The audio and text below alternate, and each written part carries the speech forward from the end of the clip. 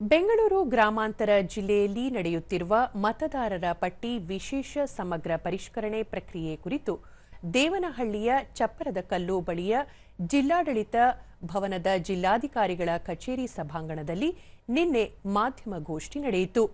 ಈ ವೇಳೆ ಅಪರ ಜಿಲ್ಲಾಧಿಕಾರಿ ಸೈದಾ ಆಯಿಷಾ, ಹೊಸಕೋಟೆ ಮತದಾರರ ನೋಂದಣಾಧಿಕಾರಿ ಶಿವಕುಮಾರ್, ದೇವನಹಳ್ಳಿ ತಾಲೂಕು ಮತದಾರರ ನೋಂದಣಾಧಿಕಾರಿ ರಮೇಶ್, ವಾರ್ತಾ ಇಲಾಖೆ ಉಪನಿರ್ದೇಶಕ ಅಶೋಕ್ ಕುಮಾರ್ ಸೇರಿದಂತೆ ಹಲವರು ಉಪಸ್ಥಿತರಿದ್ದರು.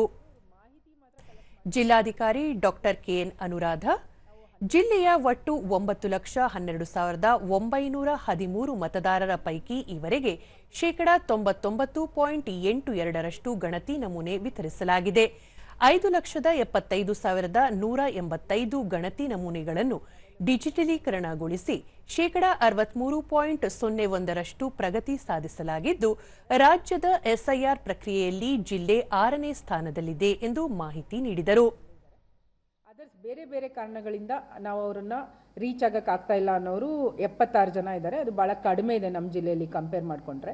ಆಮೇಲೆ ಆಲ್ರೆಡಿ ಎನ್ರೋಲ್ಡ್, ಬೇರೆ ಕಡೆ ಅವರು ಎನ್ರೋಲ್ ಆಗಿರೋದು, ಬೇರೆ ಕಡೆ ಇದು ಡಿಜಿಟೈಸ್ ಆಗಿರೋದು 1355 ಜನ ಇದೆ. ಇದ್ರದ್ದು ನಿಮಗೆ ಕಾನ್ಸ್ಟಿಟ್ಯೂನ್ಸಿ ವೈಸ್ ಕೊಟ್ಟಿದ್ದೀನಿ, ಇದು ಲಿಸ್ಟ್ ASD ವೋಟರ್ಸ್ದು ಕಾನ್ಸ್ಟಿಟ್ಯೂನ್ಸಿ ವೈಸ್ ಲಿಸ್ಟ್ ಇದೆ. So this is our ASD list. So ಇನ್ನು ಮಿಕ್ಕಿದ್ದು ಈಗ ಒಂದು ಡಿಜಿಟೈಸೇಷನ್ ಮಾಹಿತಿ ಕೊಟ್ಟಿದ್ದೀನಿ ಮತ್ತು ASD ವೋಟರ್ಸ್ದು ತಮಗೆ ಮಾಹಿತಿ ಕೊಟ್ಟಿದ್ದೀನಿ.